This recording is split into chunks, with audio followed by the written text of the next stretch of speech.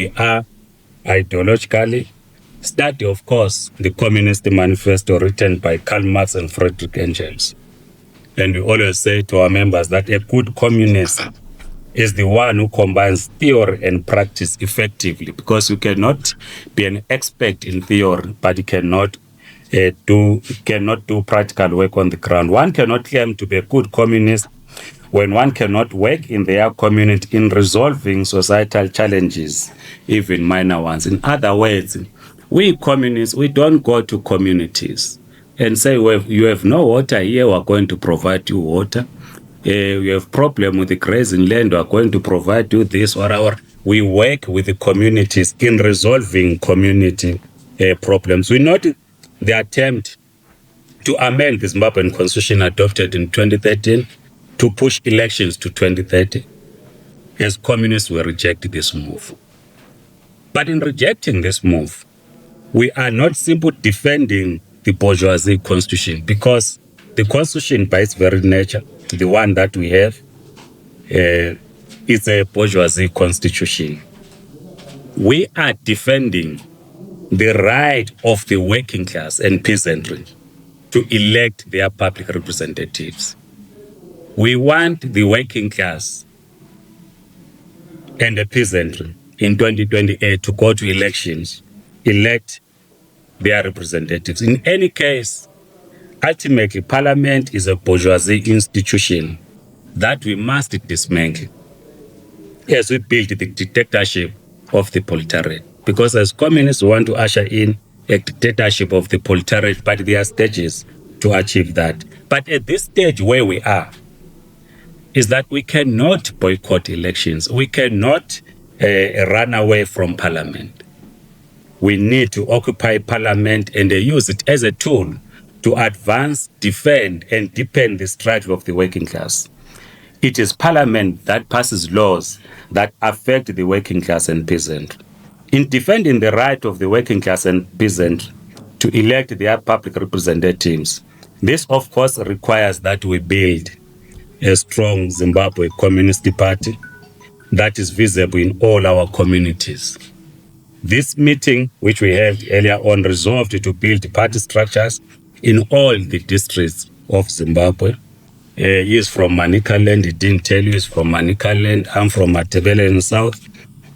So I want to be all of. Our struggle against the looting class, neo-colonialism and imperialism, is both pan-African and international. We are pan-Africanists.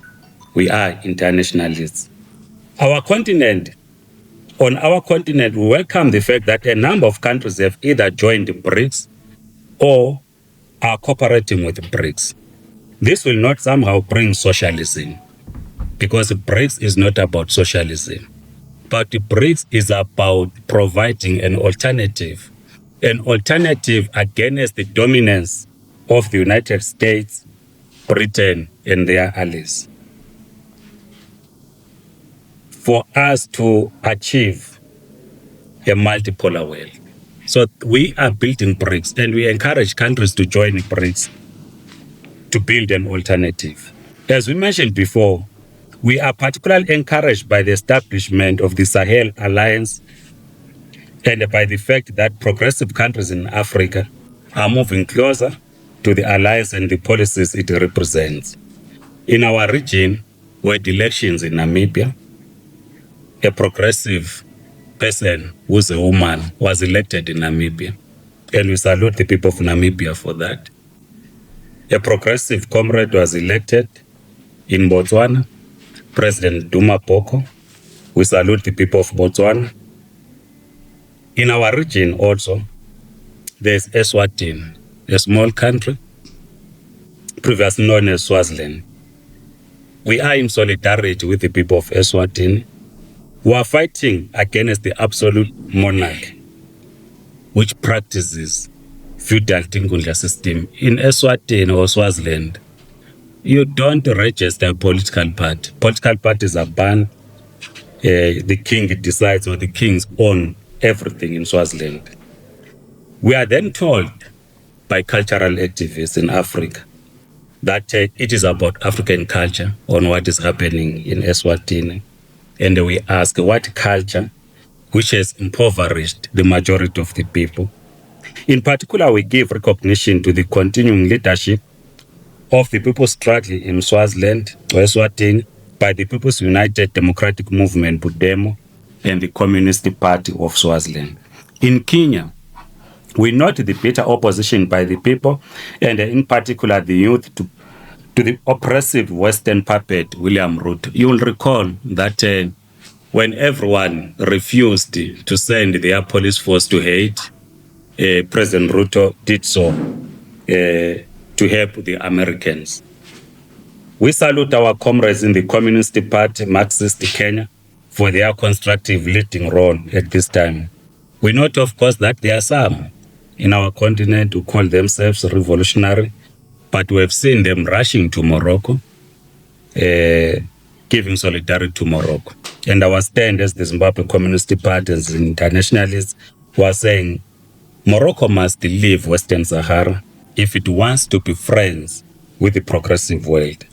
We are horrified by the continuing genocide being carried out by the secular state of Israel against the Palestinian people in both Gaza and the West Bank.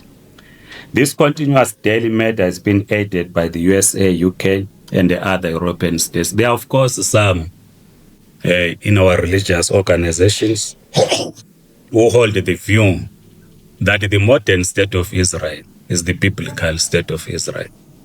And we are saying no. Our duty is to correct, and we are happy that others are beginning to share this view with us, and that genocide must end. We stand in solidarity with the armed resistance of the Palestinian people. The Zimbabwe Communist Party believes in one secular Palestine from the river to the sea. That's our slogan. We see no possibility of a two-state solution whereby Israel controls a Palestinian Bantustan. We stand with the African National Congress and their alliance partners for the stand they took by taking Israel to the International Court of Justice. When the war broke out in Eastern Europe, we were very clear that it was not what the CIA-sponsored media or controlled media says. There are some, my friends on Facebook, who say when they see us putting President Putin here and the Traoré, they will say President Traoré is a dictator, was not elected. President Putin invaded Ukraine. That's not the case. We said, let's clarify this point so that there is an understanding about the war in Eastern Europe. Because when it broke out, we said it was an imperialist war. It was a war against against NATO. This war started with the Maidan coup of 2014. If you do your research, you will understand that there was a coup in 2014, which the United States of America, which has granted itself the right to police the world, has admitted that it funded that coup to a tune of $5 billion.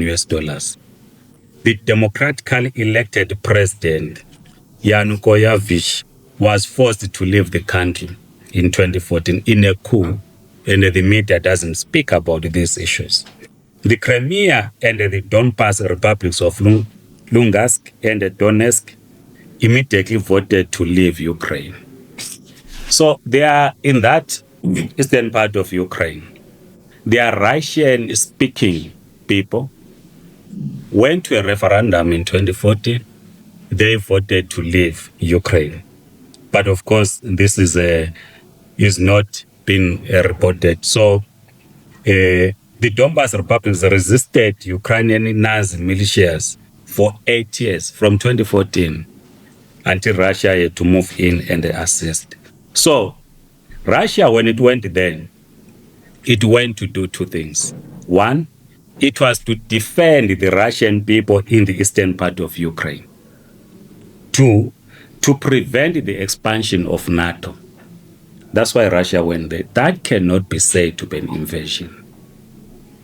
We support the ongoing initiatives of trying to end the imperialist war in Eastern Europe, fought on the Ukraine soil. It's not an invasion. The war is fought on the soil of Ukraine. We stand together with the people of Russia, led by United Russia and the Communist Party of the Russian Federation. The progressive forces in Ukraine, led by the Union of Immigrants and Political Prisoners of Ukraine, and the Communist Party of Ukraine, and indeed, President Vladimir Putin. Thank you so much. That's the end of our statement. Thanks, Comrade Deputy Spokesperson. Thank you, General Secretary. After my able General Secretary has spoken, I would want to think that there could be questions from journalists, and I want to invite those questions at this juncture. I will take four questions. As you raise your hand, when I pick on you, please say, introduce yourself. We are much interested in knowing the media house from which you are coming from. I only see 2 yes. 1, 2. Go ahead, sir. Okay, I'm a freelance reporter. I'm Grace Moyo. You working relationship with established opposition political parties. Specifically, we have what is called the National Democratic Working Group. It is led by the chairman, Honorable Joseph Stallard. Then we also have the Citizens Coalition for Change. We also have the MDC, the Movement for Democratic Change, and other established opposition political parties. What is your working relationship? Over to you, sir. My name is Yotam Hini. I'm a freelance. My question is, are you a political party or a pressure group? You specify clear indication of. Is there another hand up that I can't see? Okay. All right, you may take those. All right. All right. I'm a freelance journalist. So if the elections if they manage to push the elections to 2020, what are you going to do? All right. Any other question? May respond to the questions. Thank you so much, the Deputy Spokesperson. In 2019, we held the first Congress of the Zimbabwe Communist Party. What we resolved at the Congress, was the issue of dual membership. Because the Zimbabwe Communist Party is not a mass movement. We are building a vanguard. We do have comrades, some of our members, that belong to some opposition parties that you cited. But the Zimbabwe Communist Party officially is not in alliance with any political party. But there are members that are members of ZAP as well, because we accept dual membership. Members of the NDWG, members of CCC. But the party itself, we are not in an alliance with anyone. The reason being, for us to enter into an alliance with a political party, we need to understand its class character. We're engaged in class struggle. Of course, the Communist Manifesto says if workers' parties exist, as communists we cannot establish separate parties. At this stage, there is no working class party in Zimbabwe. It doesn't exist. What we are doing as the Zimbabwe Communist Party is to work together with the trade union movements, build them to be progressive. Because unions themselves, there are unions that are progressive, there are unions that are not progressive. And equally, trade unions also build the Zimbabwe Communist Party. Our membership is drawn from the trade unions. Second question, we asked whether we're a political party. Our name there says Zimbabwe Communist Party. That's what we are. We are a communist party in Zimbabwe. We are in alliance of the communist and the workers' parties, international communist and workers' parties. We have communist parties in different countries, and we are a communist party in Zimbabwe. We are not a pressure group. We exist to contest for state power. How we contest for state power is another question, but that's why we exist as a political party. We are not a pressure group. What are we going to do if 2030 will go ahead? We might not have the power to stop the postponement of the elections. We note that there's a resolution which was passed at the ZANU-PF annual conference in October. We note also, as we spoke about in the statement, the attempts to amend the constitution. Our role is to raise class consciousness, is to raise awareness that the workers, the working class, the peasant must reject the 23rd agenda. How is this 23rd agenda been rejected? We do not want to come here and promise things that will not do. But ours is to raise these issues as we continue to raise them, that the people of Zimbabwe, the working class and the peasant have a right to elect their own councillors after every 5 years, as per what the Constitution says. Thank you. Thank you, General Secretary. Yes. Are there any more questions from the journalists? Yes, sir. Yes, my name is Marshall Wale, I'm a freelance journalist. My first question is, I noticed that only males in this press conference is the Zimbabwe Communist Party. They're sensitive And my second question would be, what is your grassroots approach to conscientize the citizens about your revolutionary movement or ideology? How are you going about it? Knowing that the Zimbabwe political climate is a bit treacherous when it comes to state power. Okay, the second question I will ask our chairman of the Org Bureau to respond to. Org Bureau is the organizing department in other political parties, so he leads the organizing department of the party. But before he answers, let me deal with your first question. We are a communist party that supports the emancipation of women. Women must be elected in party positions, in government, in the corporate world.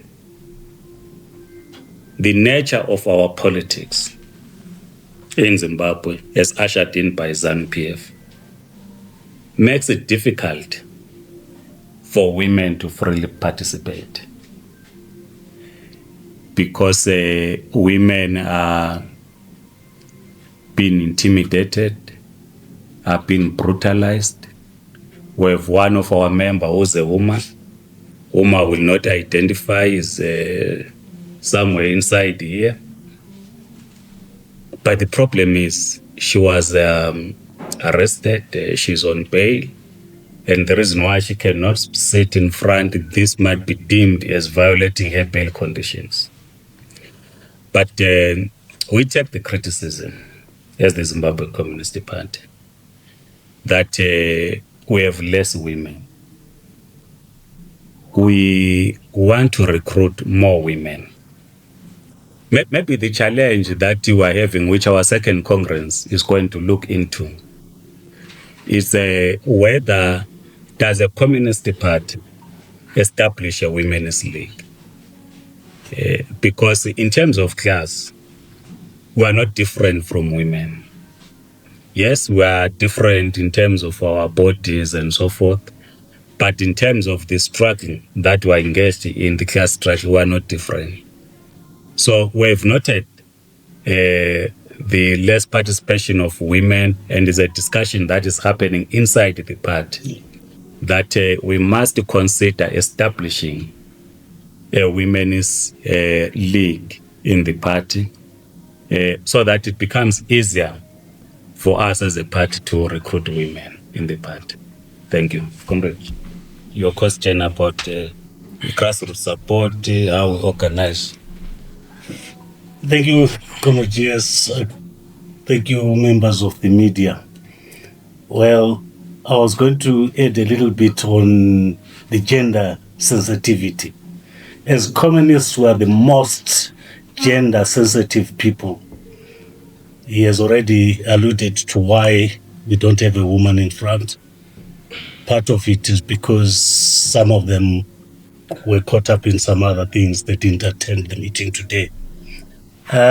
We have programs on the ground to recruit, especially young intellectuals, young people, the most people who are affected by the current situation in our country. Some of us, as you look at me and the old man next to me here, we all almost gone. But we have got this challenge of saying, are we going to leave everything as it is? Are our young people, do they know what is happening? Do they understand where we're coming from and where we're supposed to go as a nation, as a continent, as a people, as society? So we have got a number of things that we're doing, but normally I'm not very good at divulging everything to the media of how we recruit, how we operate. I think in his statement he raised everything, and most of the work you can contact me when we out of the press conference. Thank you. Any more questions from journalists? I see a hand there. Any other hand? Yes, a hand there. You speak after him. Any other? All right. My name is Elan Tali from 263 Church. I just wanted to find out the significance of the Electoral instituting. What does it signify? All right. All right. Going forward, what is your party going to do to address challenges that the populace of Zimbabwe is facing, especially when there are some policies that are probably anti-people, like the recent one that we saw of banning of teens? What is your party going to do henceforth? Are we going to see your presence addressing issues that the opposition seem to be ignoring now? We don't see the opposition engaging these issues. What is your party going to do going forward? You may respond to those questions. Okay. The first question, our Secretary of International Relations will respond, Comrade Ian Bidos, about the significance of this. Let me deal with the second question. We said in the Central Committee today, of course, we held it somewhere, but I will not go into that. But we resolved that first and foremost, we must develop party cadres. We must develop people or comrades that have the art of interpreting our theory to the people. I'm from Mnangagwa district. I can't go there to my village and tell them that Karl Marx said this, Lenin said this. They will not understand. Yeah. So I must have the art of speaking to the issues that affect them on daily basis. And together, collectively, we find a solution. This is why we said we want to have the party in all the districts of Zimbabwe. We work with our partners, the trade unions, progressive social formations, in the battle of ideas, in contesting ZANU-PF in the battle of ideas. Earlier on, I've already said that ZANU-PF is not revolutionary. A revolutionary party will not do the things that you are saying that are anti-people. They talk of people-centered policies. It is one thing to express yourself in terms of policy and another to act. And all the actions by ZANU-PF, be it Muramba Tswina, be it what happened in 2008 after the March elections, be it Kukuraundi, which we spoke about in our statement, be it the bombing of the house of Comrade Job Sikala. All this shows you a party that is not Pan-African in character.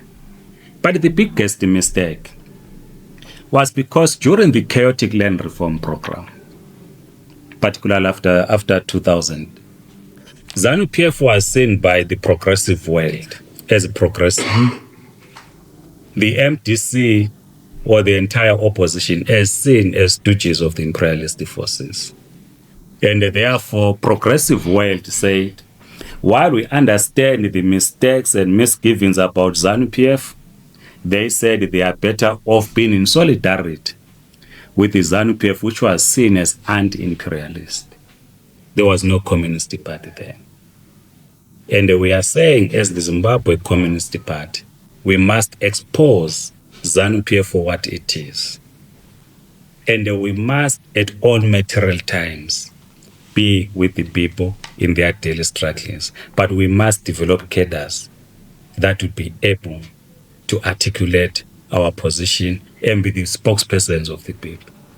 Comrade Bidos, what is the significance of this photo the comrades are asking? It's very interesting that this is the first question on anything international, because Zimbabweans tend to believe that everything that is wrong in Zimbabwe is totally internal. It's got nothing to do with the outside world. And I would say that is historically very wrong. If you can find online, I would tell you to look for an essay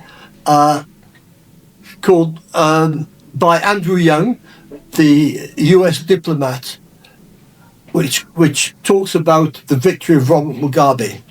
In that essay, he says, the victory of Robert Mugabe is a victory for Western diplomacy because it stopped the Soviet advance to Africa, represented by Joshua Nkomo. ZANU, in the beginning, and Mugabe were supported by the imperialists. There's absolutely no question. And if you're doubting what I'm saying, just simply go to Wikipedia, look up David Sterling. Take a note of this. Look up David Sterling. Who was David Sterling? Look up Capricorn Africa Society. Look up Leopold Takawira, and you'll very easily connect the dots, because from the beginning, the West interfered with the liberation movements. Now, we've got this very false idea that our liberation struggle in Zimbabwe and also in South Africa was against the imperialists. Although we believed at the time it was, but that wasn't in fact the case. The liberation of Africa, at least from direct control, started in Algeria under French and Kenya under the British, which were both liberation movements were replied to brutally by both the French and the British. who understood that we can't carry on in this way. So they introduced neo-colonialism. And that is what's been there ever since in Africa. That, yeah, you can have your black president and your national flag. We control the economy. That's neo-colonialism, which is well defined by Kwame Nkrumah in his book Neo-Colonialism, The Last Stage of Imperialism. You can find that online as well. Educate yourself. Now, what happens when you come down to Southern Africa? Well, in the 1960s, the Portuguese, Mozambique, Angola, were not interested in giving a black man anything at all. Not even, how can I say, a token government. So we ended up with major wars in Angola and Mozambique. And now the West could see that this white settler rule was not going to last in South Africa and in Zimbabwe and Rhodesia as it was. They could see it wasn't going to last. They couldn't just back the liberation. If they backed the settlers, they were going to lose, and they were going to lose to who? To communists and to revolutionary nationalists. So they had to subvert the liberation movements so that they could work as the same as every other African country. The liberation struggle in Southern Africa, in Zimbabwe, was not against the imperialists. The liberation struggle was against the local white settlers, who the real imperialists are not the Rhodesians or the Boers in South Africa. The real imperialists are the guys who live in Moscow. Not Moscow, sorry, in Washington. In Washington, Moscow is always on our side. The real imperialists are those who are in Washington and London and Paris. Those are the real imperialists, not our local white settlers, as racist and as nasty as they were. So they had to make sure that the southern part of Africa became neocolonial as the same as the rest of Africa. And in fact, they succeeded in doing that by and large, because they subverted the liberation movements.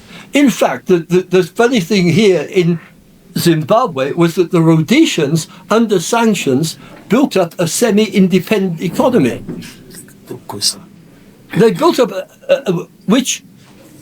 an economy which wasn't controlled by the imperialists, at least not directly anyway.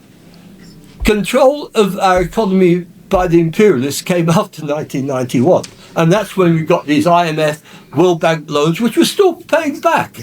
So it was only in 1998, through the Congo War, that then we came under sanctions. And by the way, check your history as well. Sanctions started in 1999. Sanctions started in 1999, not after war veterans had gone on the farms. So I want you to understand these things as journalists. Look, understand your history properly. So now, what's happening here? Western imperialism, led by the United States, is going down the toilet. The US dollar will collapse at some time. The progressive path is BRICS. By NATO attacking Russia, they thought they were going to win. They created this war, but now they're losing. And Russia, in the Sahel would have collapsed, but the French sent so many arms to Ukraine, and even their special forces would be wiped out by the Russians, and they were not able to go to the Sahel and send their troops as they'd done elsewhere. And this young man, Ibrahim Traore, when he came in, he was in Moscow with Putin. Putin gave them grain because they were starving. But he said to Putin, we don't want to keep, thank you for the grain, but we don't want to keep taking grain from you. We must develop our own agriculture. So, as it was in the 60s and 70s with the Soviet Union, now Russia is supporting Africa. And not just taking, but it's helping them build their economies. BRICS is helping them build the economies. So the world as a whole is in the process of change. And we must see where we're going to be within that process. And it's no use us like the black elite here folding our arms and saying, okay, we don't want the West anymore, China can come and do it, we still take our 10%. No. Within that, we have to say we have our program, which is what the Sahel countries have done. This is what Traore has done. We have our program. Russia is assisting them. It's not telling them what to do. And this is where, by the way, last point, China has done marvels in its own country under the revolutionary government. But we're not happy that the way the Chinese are behaving here. We're not happy with these Chinese companies. So I want to make it very clear that although we support the BRICS as a whole, we do not support any country or any capitalist abusing our workers in Zimbabwe. We will never appreciate anybody doing that. So we will always support our own workers against anyone. So, very last point, the anti-imperialist struggle and the class struggle are very much related. They're against capitalism, but they're not identical. Thank you. Thank you. Traore is opposing French imperialism. As I said, he is not a communist. Putin is resisting NATO expansion. He is not a communist. Just want to add that. Do not say the Zimbabwe Communist Party says they are communists. They are not communists. Thank you. Yeah, thank you. Thank you very much for the clarification. I think that area has been overcooked. Are there any more questions? I see one hand there. This is my last round of questions. Anyone with a question? The second hand. Any other question? Two to go. Zimbabwean politics is always been dominated by strong personalities, populist narratives, and political demigods, both in the ruling party and mainstream opposition. As a newly formed political party, how does the Zimbabwe Communist Party want to maneuver to break this vicious cycle and connect with the electorate and the broader society? Right. Okay, thank you. My question is just around the structure as a political party. Who's the leader? Is you the leader or the leader? Who is the leader? All right. You may respond to the questions. You see, politics is about popularity.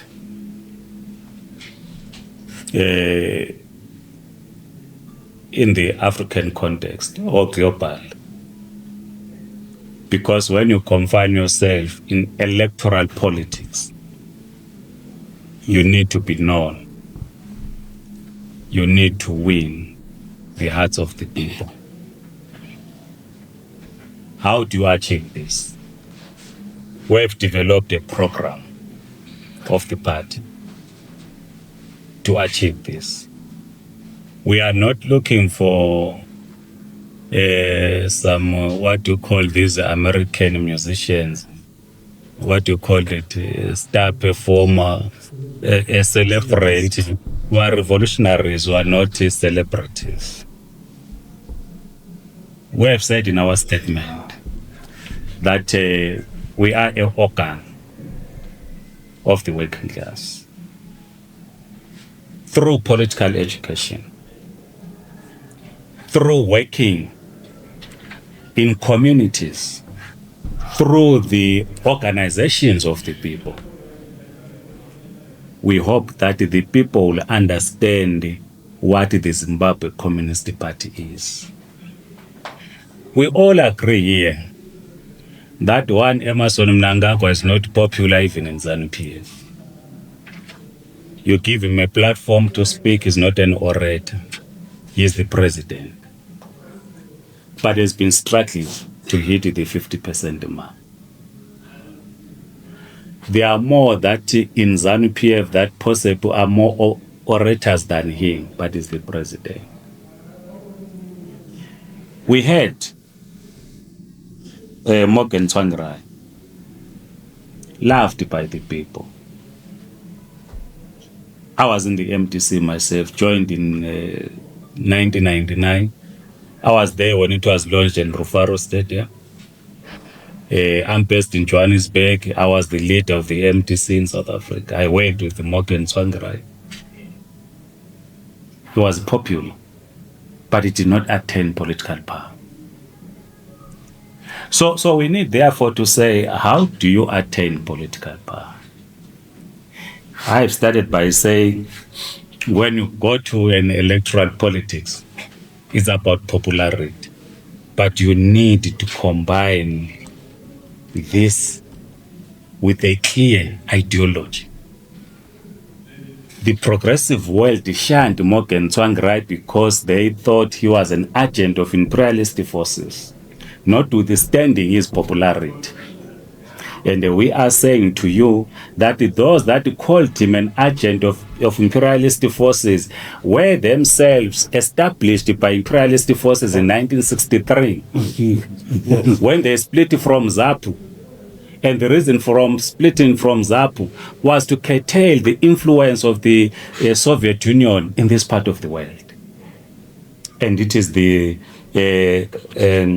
conservatives that handed political power to Mugabe and the ZANU-PF in 1980.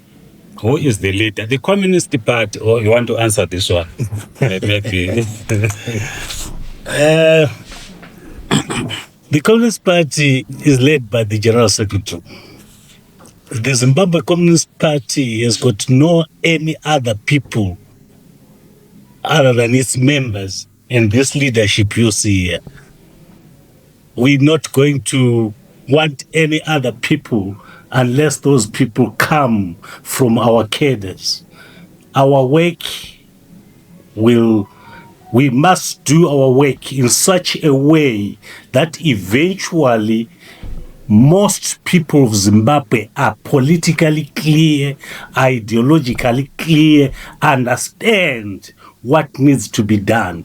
We're not that organization or that group that has got all the answers.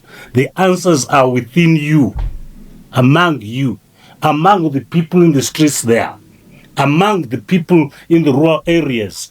Those are the people who have got the answers. And to us, it's like the General Secretary said, it's not about how known you are. That kind of politics is the politics of people who want to lie to people in order to be able to loot the resources of the state.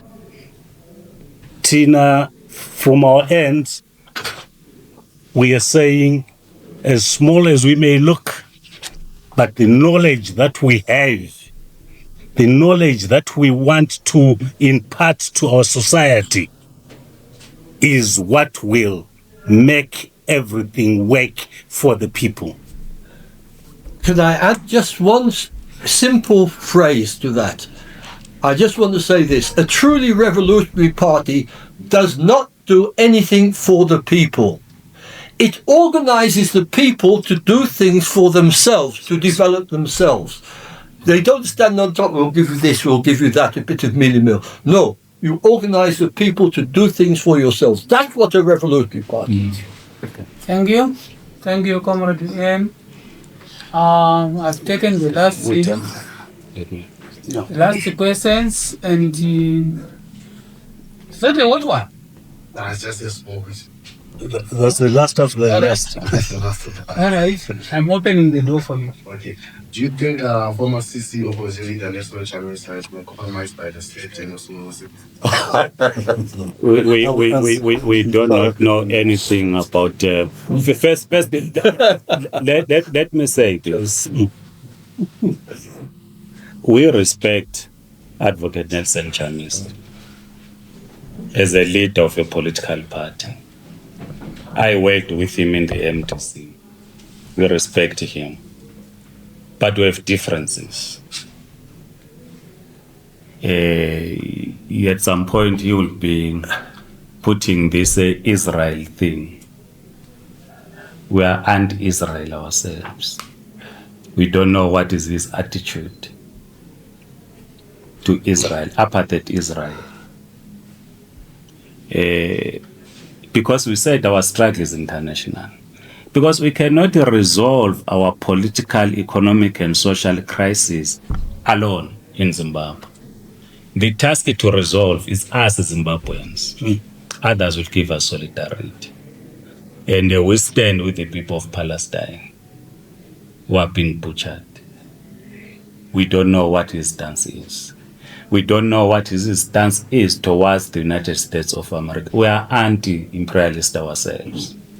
So those are the issues that we might differ with Advocate Nelson Chamisa, but we do not want to talk much about Nelson Chamisa.